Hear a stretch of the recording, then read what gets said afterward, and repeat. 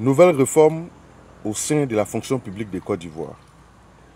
Aujourd'hui, nous allons parler du décret numéro 2025-121 du 26 février 2025 portant nouveau statut de la fonction publique. Cette nouvelle réforme vient renforcer les droits des fonctionnaires sur un certain aspect de la vie des fonctionnaires. Et nous allons parler aujourd'hui des congés de maternité et des congés de paternité. Alors, que dit cette nouvelle réforme?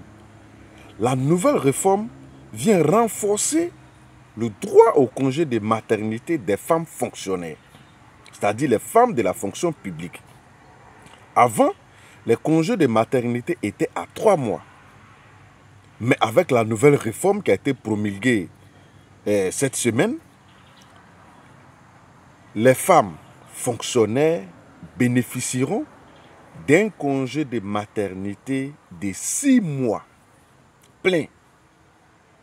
Et les 6 mois sont décomposés en 2 vagues.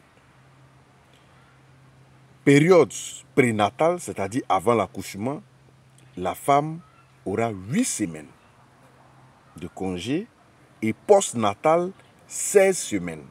C'est-à-dire 8 semaines prénatales et 16 semaines postnatales, c'est-à-dire postnatal après l'accouchement. Donc ça fait la totalité de 6 mois pour les femmes fonctionnaires. C'est vrai, la loi dit que la femme a droit à 6 mois, mais il y a une procédure aussi qu'il faut respecter. Pour la femme fonctionnaire enceinte qui doit prendre son congé ou bien qui veut rentrer dans la jouissance de son droit de congé, doit déposer un courrier auprès du RH de son service. C'est-à-dire chaque fonctionnaire est lié à une direction des ressources humaines. Donc vous devez déposer cette demande-là auprès du RH de votre service. Et la demande doit être déposée 8 semaines avant la date du congé de maternité. C'est-à-dire que lorsque tu dois prendre les 8 semaines de congé de prénatal, avant les 8 semaines de congé de maternité ou la phase prénatale, 8 semaines avant, tu dois faire la demande auprès des ressources humaines, auprès du RH. Et cette demande doit être accompagnée d'un certificat médical de grossesse. C'est-à-dire vous rédigez la demande, un certificat médical de grossesse, vous ajoutez à la demande, vous déposez auprès de votre RH pour demander votre droit à votre congé de 6 mois, qui est congé de maternité. Et le RH a 2 semaines pour répondre. En cas de silence du RH, considérez que votre droit vous a été accordé.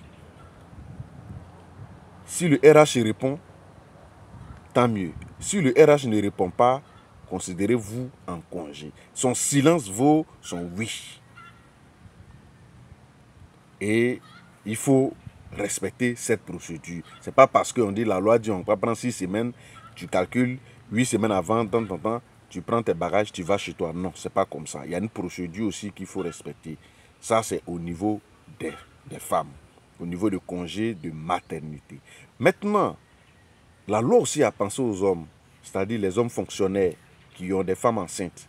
Maintenant, le fonctionnaire garçon aura droit à 1 mois ou à 30 jours de congé de paternité. C'est-à-dire, il a 30 jours, puisque quand ton bébé vient de naître, il est important aussi que la loi t'accorde un temps pour rester auprès de ton nouveau-né, auprès de ta femme aussi qui vient d'accoucher. Donc, la loi accorde désormais 1 mois, c'est-à-dire 30 jours aux hommes qui bénéficieront maintenant de congés de paternité pour pouvoir vivre un peu, pouvoir passer un peu de temps avec leur nouveau-né et tout. Maintenant, cette réforme concerne la fonction publique, c'est-à-dire le secteur public. Ça ne concerne pas le secteur privé. Parce qu'on a vu, il y a d'autres qui font la confusion. Ça concerne uniquement que les femmes fonctionnaires dans la fonction publique de Côte d'Ivoire et non le secteur privé. Le secteur privé, la loi reste inchangée, c'est de 2 à 3 mois de congé de maternité. Voilà. Mais je pense que c'est une bonne nouvelle aussi, surtout pour les femmes fonctionnaires du corps enseignant. Là, si on veut bien calculer, les femmes qui sont dans l'enseignement auront, c'est-à-dire qui seront enceintes, auront 9 mois de congé dans l'année. Pourquoi les 6 mois de congé de maternité plus les 3 mois de vacances scolaires? Donc on ajoute, c'est le corps enseignant qui gagne généralement le maximum de périodes de repos que tous les autres fonctionnaires. Merci.